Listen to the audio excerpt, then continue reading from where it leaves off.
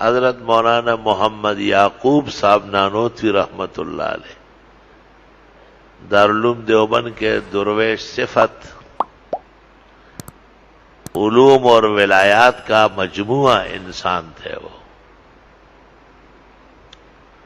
انہوں نے ایک موقع پہ کہا ہے کہ لوگ صدقات خیرات بہت زیادہ کریں، یہاں تک کہ کپڑوں میں سے کپڑے دے، آٹے میں سے آٹا نکالے، گھر کی چینی میں سے چینی فقراء کو دے، پکا ہوا سالن تقسیم کرے. اس طرح بھی ایک صدقے کا طریقہ ہے. اور بڑے پیمانے پہ اونٹ اور گائے، بھیڑ اور بکرے کٹائے، فرمایا شاید عذاب رک جائے. طاعون کی بیماری پھیلی تھی اور لوگ سب مر رہے تھے، تقریباً 2/3 مر گئے تھے، 1/3 رہ گئے تھے.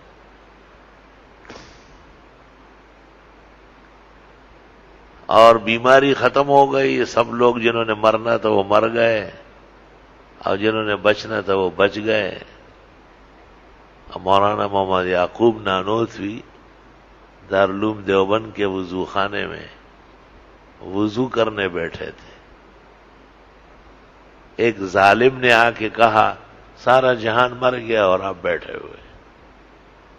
تو مولانا جوش میں آئے گا مولانا محمد یعقوب اور ان کا گھر، مولانا مولوی یعقوب اور اس کا خاندان 1 ہفتے میں سارا صاف ہو گیا.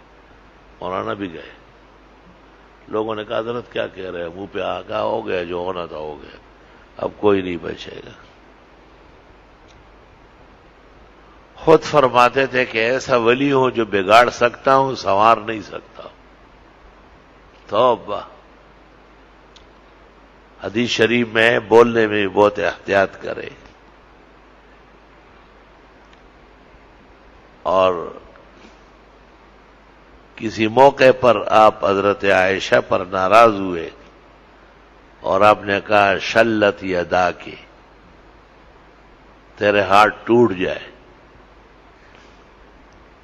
تو اللہ کے پیغمبر اور نبی ہے، ہاتھ یہیں سے لٹک گئے اور جان نکل گئی ہاتھوں کی.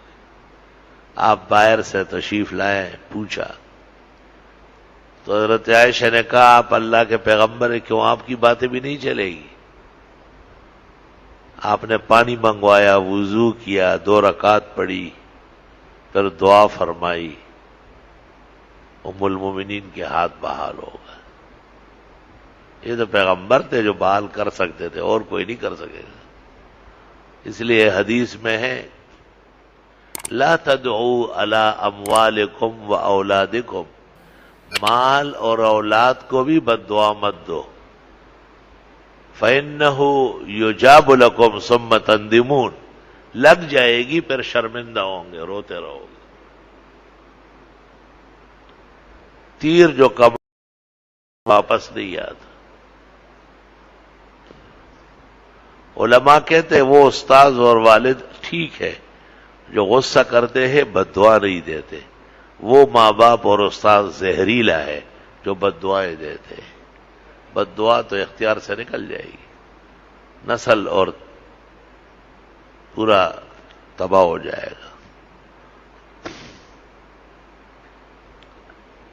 یعقوب علیہ السلام کو جب پتہ چلا کہ عزیز مصر نے بنیامین کو قید کر لیا،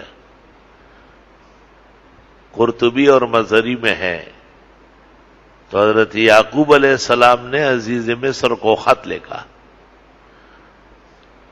کہ میرے بیٹے کو رہا کر لو اور اس سے الزامات واپس لے لو.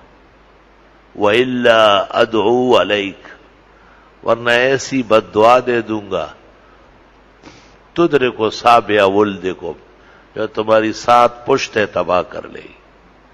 بعض لوگوں کو جو بد دعائیں ہوئی ہے پشت در پشت تباہ ہو رہا ہے. علماء کہتے ہیں بد دعا کا اثر 7 پشتوں تک ہے اور دعائے خیر کا اثر 14 پشتوں تک ہے.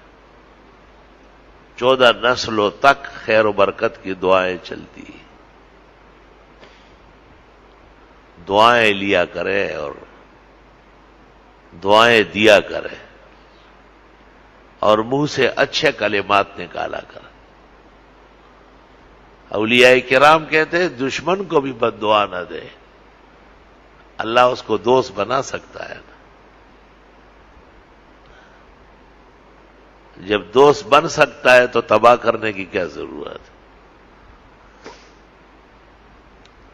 شنیدم کے مردان رائے خدا، دلی دشمنا ہم نہ کر دند تنگ۔